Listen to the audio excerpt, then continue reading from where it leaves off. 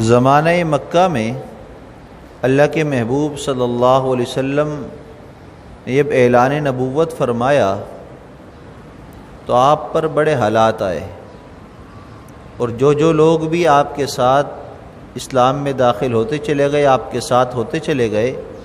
ان پر بھی کفار مکہ نے تکالیف کے پہاڑ توڑ دیے، پریشانیاں بہت زیادہ ہوئیں۔ ایک دفعہ کا واقعہ ہے کہ اللہ کے محبوب صلی اللہ علیہ وسلم اور آپ کے ساتھی حضرت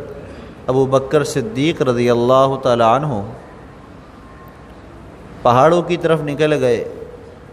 مکہ والوں کی باتوں سے، ان کی حرکتوں سے تنگ آئے ہوئے تھے، اور اپنے آپ کو تھوڑا سستانے کے لیے، ذہنی سکون کے لیے باہر نکل گئے۔ نکلتے نکلتے کافی دور پہاڑوں پر نکل گئے، اور ساتھ کچھ زیادہ راہ بھی نہیں تھا، پانی بھی نہیں تھا، جس کی وجہ سے پیاس بھی لگ رہی تھی۔ تو کیا دیکھا کہ ایک نوجوان ہے جو بکریاں لے کر آ رہا ہے۔ تو حضرت ابو بکر صدیق رضی اللہ تعالیٰ عنہ نے اس نوجوان کو روکا اور اس سے کہا کہ ہمیں ان بکریوں کا دودھ پلاؤ۔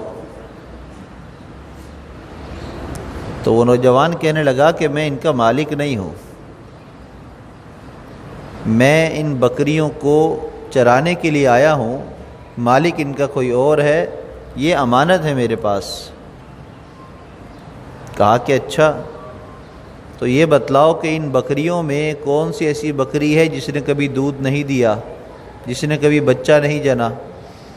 کیونکہ جس نے بچہ نہیں جنا تو اس کا دودھ بھی نہیں ہوگا۔ تو اس نے کہا کہ یہ والی بکری ہے۔ ایک سوکھی سی بکری تھی، چھوٹی سی، اس کی طرف اشارہ کیا۔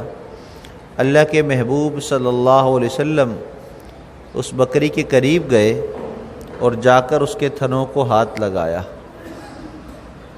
وہ نوجوان کہتا ہے کہ میں دیکھ کر حیران ہو گیا، جیسے ہی آپ نے ہاتھ لگایا اس کے تھنوں کو تو اس کے تھن بھرنا شروع ہو گئے دودھ سے، یہاں تک کہ پھر آپ نے اس بکری کا دودھ نکالا، اور حضرت ابو بکر صدیق رضی اللہ تعالیٰ عنہ نے پیالے نما ایک پتھر تھا، وہ پتھر آپ کو دیا جس میں آپ نے دودھ بھر لیا، اور پھر آپ نے بھی پیا، میں نے بھی پیا، اس نوجوان کو بھی خوب پلایا۔ جب خوب سیر ہو گئے دودھ پی کر، تو وہ نوجوان کہتا ہے کہ میں اور حیران اس بات پر ہوا کہ میں نے دیکھا کہ پھر انہوں نے ان تھنوں کو کہا کہ سکڑ جاؤ، اور وہ ویسے ہی سکڑ گئے جیسے پہلے تھے۔ تو میں یہ دیکھ کر حیران ہو گیا، اور میں کہنے لگا کہ ابھی آپ نے جو باتیں کی ہیں وہ مجھے بھی سکھلائیں، مجھے بھی سکھلائیں۔ یہ وہ موقع تھا، یہ وہ واقعہ تھا جس کی وجہ سے اس نوجوان کے دل کے اندر اسلام کی روشنی جگمگانے لگی، اور اس کے دل میں اسلام داخل ہوا، اور یہی واقعہ اس کے ایمان لانے کا سبب بنا۔ اور یہ نوجوان جس کو ام عبد کہا جاتا ہے، اور آج کل ہمارے ہاں حضرت عبداللہ بن مسعود رضی اللہ تعالیٰ عنہ کے نام سے معروف ہے، مکہ کا ایک رئیس تھا، اس کی بکریاں چرایا کرتے تھے، اور یہ ان کے ساتھ واقعہ پیش آیا۔ بہت ذہین تھے، سمجھدار تھے، اور اس واقعے کے بعد آپ کی خدمت میں آ کر اسلام قبول کر کے مسلمان ہو گئے، اور پھر آپ کے ایسے ساتھ ہوئے کہ آپ کہیں نکلتے تو یہ آپ کے ساتھ ہوتے، آپ کہیں سے آتے تو ساتھ ہوتے، کھانا کھاتے تو ساتھ ہوتے، ہر وقت اللہ کے محبوب صلی اللہ علیہ وسلم کے ساتھ رہنے لگے، خادم خاص بن گئے، یہاں تک کہ آپ کو جوتے پہننے ہوتے، چپل پہننی ہوتی تو وہ آپ کی چپل سیدھی کر کے رکھتے، اور جب آپ چپل اتارنے لگتے تو آپ کے پاؤں سے بھی وہی جوتا اتارتے، یعنی اتنا آپ کے ساتھ۔ گھر میں داخل ہوتے تو پہلے گھر کا دروازہ عبداللہ بن مسعود رضی اللہ تعالیٰ عنہ کھولتے، پھر آپ گھر میں داخل ہوتے۔ یہی وجہ بنی کہ اللہ کے محبوب صلی اللہ علیہ وسلم نے آپ کو اپنے گھر کا رازدار بنا دیا، اور آپ کو عام اجازت تھی کہ جس وقت چاہیں میرے گھر آ جائیں، کوئی رکاوٹ نہیں ہے، یعنی اتنا آپ کو خاص بنا لیا۔ اور آپ ذہین بھی بہت تھے، سمجھدار بھی بہت تھے۔ ایک مرتبہ حضرت عمر فاروق رضی اللہ تعالیٰ عنہ کا زمانہ تھا، ایک شخص کوفہ سے آیا، آ کر حضرت عمر فاروق رضی اللہ تعالیٰ عنہ سے آ کر کہنے لگا کہ میں نے کوفہ میں ایک شخص دیکھا ہے جو لوگوں کو قرآن بغیر دیکھے زبانی املا کراتا ہے۔ حیران ہوئے، کہنے لگے تیرا برا ہو، کون ہے وہ شخص؟ تو اس نے کہا کہ عبداللہ بن مسعود رضی اللہ تعالیٰ عنہ۔ تو حضرت عمر فاروق رضی اللہ تعالیٰ عنہ کو جو غصہ آیا تھا وہ ایک دم زائل ہو گیا، اور پھر کہنے لگے کہ اس بات کا حقدار اس کے علاوہ میرے خیال میں کوئی اور نہیں ہے۔ اور میں تمہیں اس کا ایک واقعہ سناتا ہوں کہ ایک دفعہ رسول اللہ صلی اللہ علیہ وسلم کے ساتھ ہم تھے، ابو بکر بھی تھے اور میں بھی تھا، اور ہم مسلمانوں کے مسائل کے بارے میں رات کے وقت گفتگو کر رہے تھے۔ حضرت ابو بکر صدیق رضی اللہ تعالیٰ عنہ کے گھر میں بیٹھے ہوئے تھے۔ ہم وہاں سے نکلے، مسجد نبوی کی طرف آئے تو ہم نے دیکھا کہ مسجد نبوی میں کوئی شخص نماز پڑھ رہا ہے اور تلاوت کر رہا ہے، تو ہمیں نہیں پتہ چلا کہ یہ کون ہے۔ رسول اللہ صلی اللہ علیہ وسلم اس کی تلاوت سننے لگے، یہاں تک کہ سنتے سنتے پھر آپ نے ہماری طرف مخاطب ہو کر یوں فرمایا کہ اگر کسی شخص نے سننا ہو وہ قرآن جو مجھ پر نازل ہوا ہے، اور وہ کس طرح نازل ہوا ہے اس طرح سننا ہو، تو پھر عبداللہ بن مسعود کا قرآن سن لے۔ اتنا اچھا قرآن پڑھا کرتے تھے، ذہانت ایسی تھی کہ جیسا واقعہ ان کے سامنے ہوا من وعن ویسا ہی ہمیشہ یاد رہا، اور فرمایا کرتے تھے قرآن پاک کی کون سی آیت کس موقع پر کس جگہ پر نازل ہوئی ہے مجھے ازبر ایک ایک بات یاد ہے، ایسی ذہانت تھی۔ اور ان کے واقعات بڑے عجیب ہیں۔ عبداللہ بن مسعود رضی اللہ تعالیٰ عنہ ہی وہی صحابی ہیں جن کی احادیث مبارکہ پر ہم عمل کرتے ہوئے فقہ حنفی پر عمل کرتے ہیں۔ امام اعظم ابو حنیفہ رحمۃ اللہ علیہ کی تمام فقاہت، آپ کی تمام دینی اجتہادات، استنباط باتیں، وہ زیادہ تر جو باتیں جن احادیث سے لی گئی ہیں وہ حضرت عبداللہ بن مسعود رضی اللہ تعالیٰ عنہ ہیں۔ تو گویا کہ حنفی مسلک کے پیش رو صحابہ کرام میں اگر کوئی ہے تو عبداللہ بن مسعود رضی اللہ تعالیٰ عنہ ہے۔ کہ ہمارے جتنے بھی مسائل ہم بیان کرتے ہیں زیادہ تر ان کی روایت شدہ باتیں ہیں۔ ان کی ذہانت ایسی تھی، ذہین تھے، ایک دفعہ کوئی بات محفوظ کر لیتے تو پھر اس کو بھولتے نہیں تھے۔ انہی کا ایک واقعہ لکھا ہے کہ یہ جو ہے اللہ کے محبوب صلی اللہ علیہ وسلم کے ساتھ رہا کرتے تھے، اور ہمیشہ آپ کے ہر کام میں آپ کے ساتھ شامل رہا کرتے تھے۔ اور ان کا آخری وقت جب آیا تو ایک صحابی غالباً حضرت عثمان غنی رضی اللہ تعالیٰ عنہ تھے جو ان کے پاس آئے، ان کے زمانے میں ان کی وفات ہوئی ہے، تو آ کر ان کو عیادت کی ان کی، اور کہنے لگے کہ آپ بیمار ہیں اور وقت قریب ہے جانے کا، تو میں اگر آپ اگر کہیں تو میں حکم دے دوں بیت المال والوں کو کہ آپ کا وہ سارا مال جو آپ نے بیت المال سے اپنا وظیفہ نہیں لیا، منع کر دیا، وہ سارا میں حکم دے دوں کہ آپ کو دے دیں، تاکہ آپ کی وفات کے بعد آپ کی بچیوں کے کام آ جائے، آپ کی بچیوں کے کام آ جائے۔ تو انہوں نے کہا کہ مجھے اس کی ضرورت نہیں ہے، اور آپ کیا سمجھتے ہیں کہ میرے بعد میری بچیوں کو کوئی نقصان ہوگا؟ نہیں، میں نے اپنی بچیوں کو سورۃ الواقعہ یاد کرا دی ہے، سکھا دی ہے، اور میں نے رسول اللہ صلی اللہ علیہ وسلم سے یہ سنا تھا کہ جو بھی روزانہ رات کو سورۃ الواقعہ کی تلاوت کر لے تو وہ کبھی بھی اس کو فاقہ نہیں پہنچے گا۔ تو مجھے اس مال کی ضرورت نہیں ہے، میں نے اپنی بچیوں کو سورۃ الواقعہ یاد کرا دی ہے، ان کو سکھا دی ہے۔ تو اللہ کے محبوب صلی اللہ علیہ وسلم کی تعلیم کردہ یہ باتیں ایسی ہیں کہ اگر ہم اپنے معمولات میں ان کو لے لیں تو ہمارے مسائل حل ہیں، ہماری پریشانیاں ختم ہیں۔ تقدیر میں جو چیز لکھی ہے وہ تو ہو کر رہے گی، اس سے تو کوئی بھاگ نہیں سکتا ہے۔ لہٰذا جو تقدیر کے مطابق معاملات ہم پر بیماریاں حالات آئیں اس پر تو ہم صبر کریں اور اللہ کا شکر ادا کریں کہ ہم سے بہت کمتر درجے کے بھی ہیں، اللہ نے ہمیں بہت اچھا رکھا ہے، تو صبر کرنا بھی آسان ہوگا، شکر کرنا بھی آسان ہوگا۔ لیکن معمولات کی سنتوں کو، دعاؤں کو، قرآن پاک کی آیات کو ہم محفوظ کر کر اپنے بچوں کو یاد کرائیں اور اس پر عمل کرائیں تاکہ ہم دنیا سے چلے جائیں لیکن ہمارے نسل میں دین چلتا رہے، دین باقی رہے۔ تو حضرت عبداللہ بن مسعود رضی اللہ تعالیٰ عنہ ہی وہ بہادر اور ذہین اور علم و فراست والے صحابی ہیں جنہوں نے اس روایت کو بیان کیا ہے، اور اس میں ایک واقعے کی طرف جو ہے وہ اشارہ ہے۔ واقعہ یہ ہوا کہ عبداللہ بن مسعود رضی اللہ تعالیٰ عنہ کے زمانے میں تیز ہوا چلی، تیز آندھی آئی،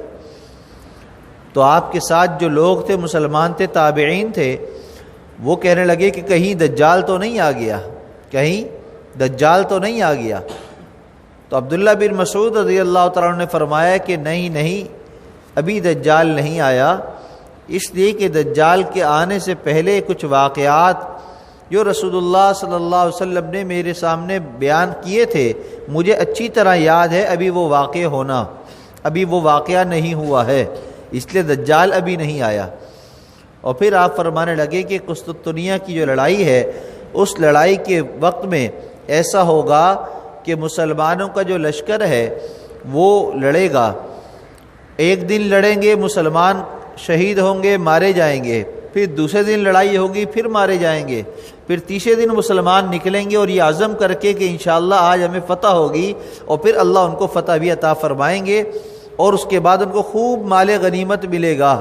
اور خوب ان کو مال ملے گا، وسعت ملے گی، لیکن کسی ایک کو بھی اس مال سے کوئی خوشی نہیں ہوگی۔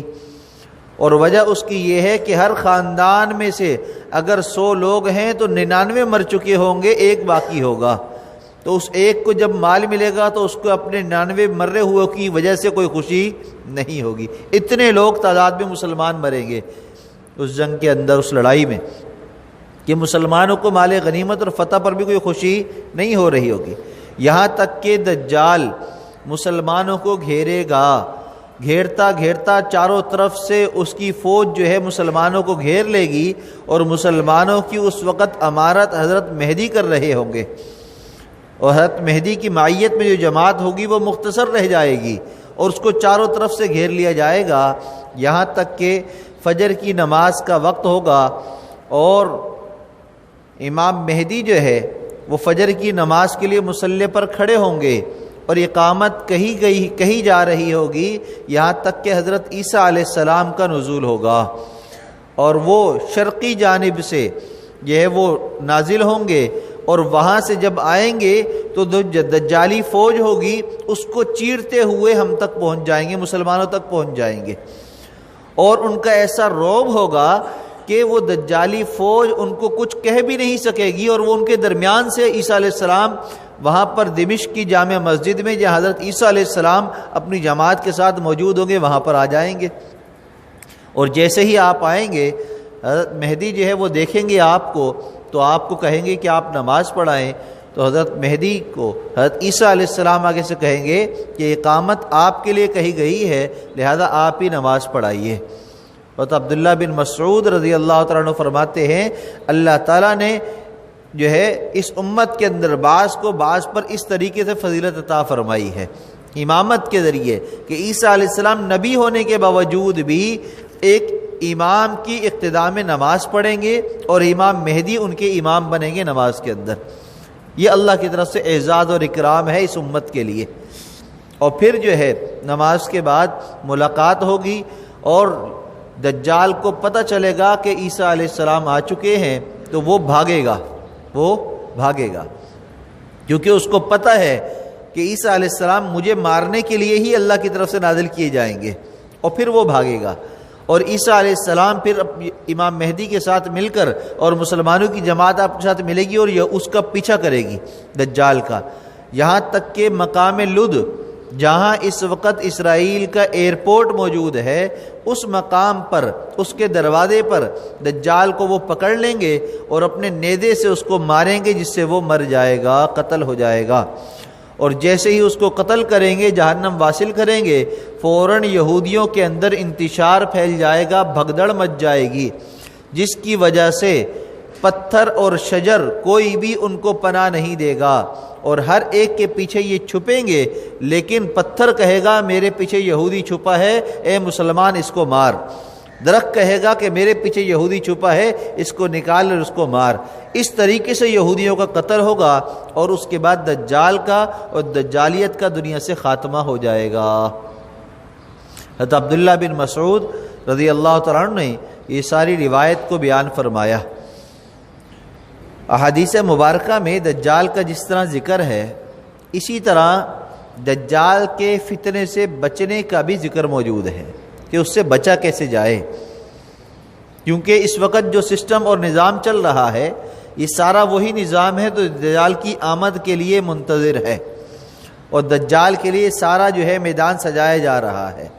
کہ اس نے آ کر یہاں پر کیا کیسے کرنا ہے، وہ سارے انتظامات کیے جا رہے ہیں، اور لوگوں کے اندر اس بے چینی کو، خوف کو پھیلایا جا رہا ہے کہ دجال جس خوف کے ذریعے لوگوں پر حکومت کرے گا، لوگوں پر اپنے فیصلے مسلط کرے گا، یہ سارا وہی خوف ہے، اور اس کی کڑی سب سے پہلی کیا ہے؟ یہ کرونا وائرس، کہ جس کی وجہ سے پوری دنیا پر ایسا خوف چھا گیا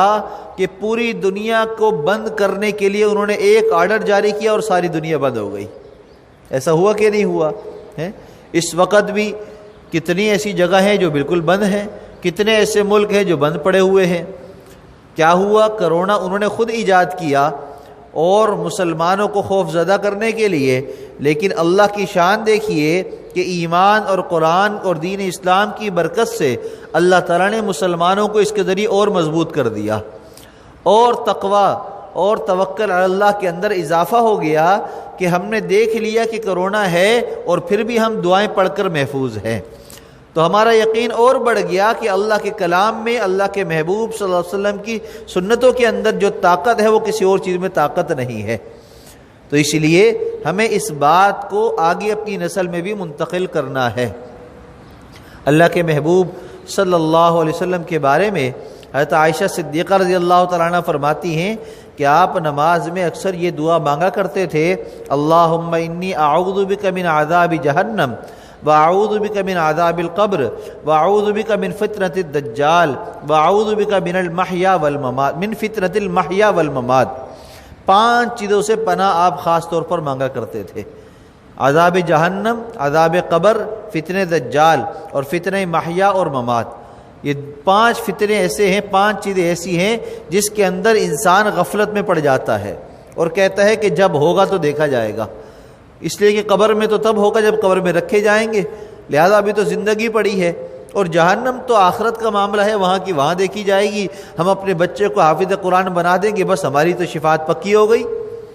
ہم نے ہمارے خاندان میں فلاں عالم ہے، فلاں حافظ، لہذا ہماری شفاعت پکی ہو گئی، لہذا آپ اپنے عمل سے غافل ہو گئے۔ تو یہ ساری وہ چیزیں ہیں جن سے انسان غفلت میں پڑا ہے۔ اور دجال کا فتنہ، ابھی تو دجال کے آنے میں بہت ٹائم ہے، لہذا ابھی کیا مصیبت پڑی ہے ہمیں کہ ہم جو ہے نمازی بن جائیں یا قرآن پڑھیں یا ہم دیندار بن جائیں، ابھی کیا مصیبت پڑی ہے، کر لیں گے، کوئی بات نہیں، معلومات تو ہے نا ہمیں، لہذا ہم عمل کبھی نہ کبھی تو کر ہی لیں گے۔ یہ آج ہمیں ہمارا نفس اور شیطان بہکاتا ہے۔ یاد رکھیے کہ جیسے ہی ہمارے علم میں جو بات آتی ہے، ہم اسی وقت یہ عزم اور نیت کر لیں کہ ہم نے اس پر عمل کرنا ہے، اس لیے کہ یہی موقع ہوتا ہے قبولیت کا، اور قبولیت کے موقع پر جب دعا مانگ لی جائے تو اس نے قبول جب بھی ہونا ہو، لیکن اللہ کے یہاں پہنچ ضرور جاتی ہے، اور اللہ کی طرف سے اب اس کی قبولیت آنی ہے، وہ آئی جاتی ہے، لہذا مایوس اور نا امید نہیں ہونا چاہیے، اور ہمیں اس دعا کا اہتمام کرنا چاہیے۔ اللہم انی اعوذ بک من عذاب جہنم وَأَعُوذُ بِكَ مِنْ عَذَابِ الْقَبْرِ وَأَعُوذُ بِكَ مِنْ فِتْنَةِ الدَّجَّالِ وَأَعُوذُ بِكَ مِنْ فِتْنَةِ الْمَحْيَا وَالْمَمَاتِ۔ ان 5 چیزوں سے اردو میں بھی دعا مانگ سکتے ہیں۔ عربی کے الفاظ یاد نہیں ہے، سب سے بہتر اور سنت طریقہ تو یہ ہے کہ عربی کے الفاظ یاد کر کر ہی دعا مانگیں۔ اگر وہ ابھی ہمیں یاد نہیں ہے، اردو میں مانگنا چاہیں تو کیا چیزیں ہیں؟ 5 چیزیں ہیں،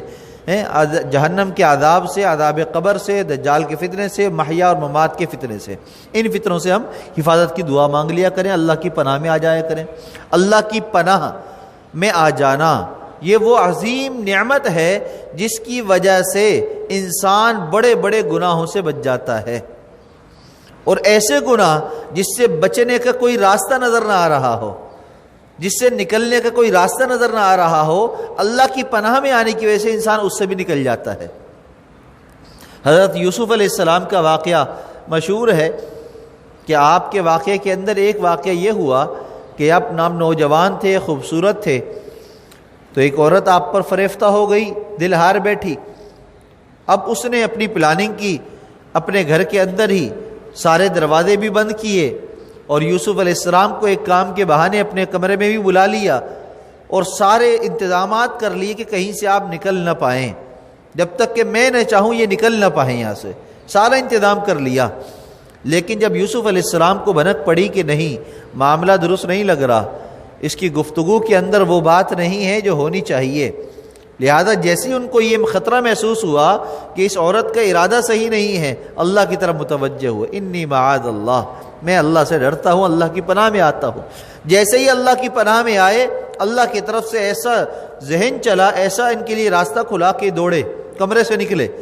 جیسے ہی کمرے سے نکلنے کے لیے دروازے تک پہنچے، وہ دروازے جو باہر سے بند تھے وہ دروازے کھل گئے اور راستہ ان کو مل گیا۔ تو اللہ کی پناہ میں آنے کی وجہ سے انسان کے لیے بند دروازے کھل جاتے ہیں، رکاوٹیں دور ہو جاتی ہیں۔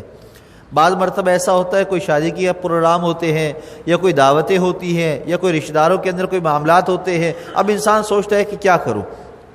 نہیں جاؤں گا تو بھی مسئلہ، گھر کے پروگرام ہے اس کے اندر اگر کوئی بات کروں گا دین کی تو مسئلہ، سارے گھر والے بھی ناراض ہوں گے اور پروگرام بھی خراب ہو جائے گا، شادی کے اندر بھی رکاوٹیں کھڑی ہوں گی، تو کیا کریں؟ اللہ سے پناہ مانگے، اللہ میں بچنا چاہتا ہوں، آپ میرے لیے آسانی فرما دیں، اللہ کی پناہ میں آ جائیں۔ ہاں جی، آپ کو پتہ ہے کہ معاملات ایسے چل رہے ہیں، اللہ کی پناہ میں آ جائے۔ جس دن وہ پروگرام ہوگا آپ کے لیے اس سے بچنے کا راستہ اللہ خود بخود آسان فرما دیں گے، یا تو اس ماحول کو ہی اکثر اللہ کی طرف سے تبدیل کر دیا جائے گا کہ آپ کے لیے اس کے اندر آسانی ہو جائے گی، یا آپ کے لیے نکلنے کا راستہ وہاں سے بن جائے گا۔ تو اس لیے اللہ کی پناہ میں آنا یہ بہت ضروری ہے، اور عرب کے اندر اب بھی یہ عادت ہے، جب بھی وہ کہیں سفر پر نکلتے ہیں یا کوئی ایسی بات دیکھتے ہیں فوراً کہتے ہیں اللہ آپ کی پناہ میں آتا ہوں، اعوذ بکا، اللہ میں آپ کی پناہ میں آتا ہوں، میں آپ کی پناہ میں آتا ہوں، سفر کی مشکلات سے، کسی پریشانی سے، اللہ میں آپ کی پناہ میں آتا ہوں، پناہ میں آ جاتے ہیں۔ اور ہمارے ہاں اس بات کی عادت رہی ہے، تو ہمیں بھی یہ عادت بنانی چاہیے، ہر کام میں ہم اللہ کی پناہ مانگیں، اللہ کی پناہ میں آ کر ہم جو کام کریں گے انشاءاللہ اس کے اندر ہمارے لیے آسانی ہو جائے گی۔ اس امت پر جتنے بھی فتنے آنے ہیں ان سب فتنوں میں سب سے بڑا فتنہ دجال کا فتنہ ہے۔ اب بڑے فتنے کے لیے حفاظت بھی بڑی ہونی چاہیے، تو اس کے بارے میں حدیث مبارکہ ہے، ابو درداء رضی اللہ تعالیٰ عنہ فرماتے ہیں کہ رسول اللہ صلی اللہ علیہ وسلم نے فرمایا کہ جو شخص بھی سورۃ الکہف کی ابتدائی 10 آیات کو یاد کر لے گا وہ دجال کے فتنے سے محفوظ ہو جائے گا، اور بعض روایتوں میں آتا ہے کہ سورۃ کہف کی آخری 10 آیات کو یاد کر لے گا وہ بھی دجال کے فتنے سے محفوظ ہو جائے گا، اور بعض روایتوں میں آتا ہے کہ جو شخص سورۃ الکہف جمعے کے دن سورۃ کہف کی تلاوت کرے گا وہ بھی دجال کے فتنے سے محفوظ ہو جائے گا۔ حضرت شہید اسلام حضرت مولانا محمد یوسف لدھیانوی رحمۃ اللہ علیہ وہ فرماتے تھے کہ میرا معمول یہ تھا کہ جمعے کے دن جب نماز کی سنتیں پڑھتا ہوں تو سنتوں کے اندر سورۃ کہف کی تلاوت کرتا ہوں، پہلی سنتوں میں کچھ حصہ اور بعد کی سنتوں میں کچھ حصہ سورۃ کہف کی تلاوت کرتا ہوں، جس کی وجہ سے میرا یہ معمول سالہ سال سے چل رہا ہے، اور سنت میں پڑھنے کی برکت سے وہ مجھے یاد بھی رہتا ہے اور میں پڑھ بھی لیتا ہوں۔ تو ہم بھی اس چیز کا معمول بنائیں کہ جمعے کے دن سورہ کہف کی تلاوت کا اہتمام کریں، اور کوئی ایسا طریقہ اپنائیں جس سے ہمیں وہ بھولے نہیں، جو کام کرنا ہمیں ضروری ہے اس کام کے ساتھ سورۃ کہف کو ہم لازم کر لیں، تو خود بخود سورۃ کہف بھی ہمیں اس کام موقع پر یاد رہے گی۔ جیسے ہم بعض مرتبہ وہ کوئی چٹ بنا کر رکھ لیتے ہیں کسی خاص موقع پر، کسی بک میں، کہیں جگہ پر، تاکہ ہمیں یاد رہے کہ یہ کام ہمیں کرنا ہے۔ تو سورۃ کہف کے لیے بھی اس طرح کا کوئی معمول بنا کر اس کے ساتھ اس کو لازم کر لیں، کہیں لکھ لیں، جو ہمیں جمعے کے دن جہاں ہمیں جو کام پڑتا ہے اسی جگہ پر ہم سورۃ کہف کی تلاوت کا لکھ لیں، یا اپنے موبائلوں کے اندر ہم فیڈ کر دیں کہ جمعے کے دن ایک وقت مقرر ہو، اس پر سورۃ کہف کا میسج آ جائے کہ سورۃ کہف کی تلاوت کرنی ہے۔ لہذا اس طریقے سے ہمیں یاد بھی رہے گا۔ جیسے جو ہے خواتین جب جو ہے عید الاضحیٰ کا موقع آتا ہے تو اس وقت دیکھا ہے کئی خواتین کو کہ تکبیرات تشریق ہر نماز کے بعد پڑھنا واجب ہے، اس کو یاد دہانی کے لیے اپنی جانماز کے کونے پر پرچی پر لکھ کر لگا لیتی ہیں، ایام تشریق ہے یہ تکبیرات تشریق ہمیں پڑھنی ہے، وہ لکھ کر لگا لیتی ہے۔ جیسے اس پر نظر پڑتی ہے یاد آ جاتا ہے کہ ہمیں یہ تکبیر پڑھنی ہے۔ تو اس طریقے کا ہم بھی کوئی ایسا معمول بنائیں تاکہ سورۃ کہف کی تلاوت کا اہتمام ہو جائے، اور جب اہتمام ہو جائے گا تو انشاءاللہ یہ عادت ہم اپنے آگے پھر اپنی اولاد میں اور نسل میں بھی منتقل کریں، جس کی وجہ سے ہماری نسلیں بھی دجال کے فتنوں سے بچی رہیں۔ اللہ ہم سب کی حفاظت فرمائے، ہر قسم کے فتنوں سے، آزمائشوں سے ہم سب کو بچنے کی توفیق عطا فرمائے، مسنون اعمال اختیار کرنا آسان فرمائے۔ وآخر دعوانا ان الحمد